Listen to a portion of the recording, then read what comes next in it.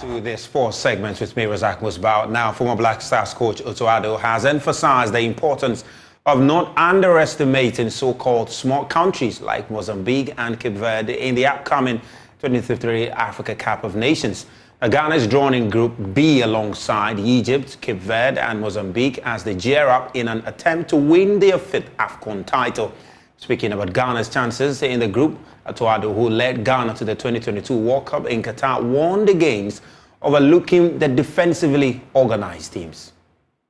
A lot of work which you have to put in to survive the group stage, then to go into the next following rounds, and then at the end to win. It's so much work, and it's also a lot of mentality, right thinking, you know, in every moment. And even if you win, you have to know that you have to work harder to maintain this level. So my advice really is just to think from game to game, and not also for the spectators, which I can really understand, but they shouldn't think too far, you know. And so each game has its own character, each game has its own difficulties, and we should think about each game as such.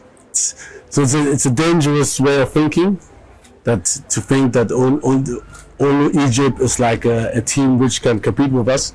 And those countries, also Comoros, have shown also against other teams that, I think, was it Senegal last year or something, that they had a draw. So they've shown the world that they are capable of dealing with so-called big nations, football nations, and you can't take them easy. And I think the easiest game will be maybe Egypt, because there it's very well balanced. Maybe they are the favorites in this game. It's easier to maybe stand behind, and when people don't expect too much from you, then it's easier than to play these so-called small countries, which are football educated, which know how to defend, and that would be very, very tough and to break them. But I think once we score a goal against these countries, then it gets easier. But it's a long way and it's hard work.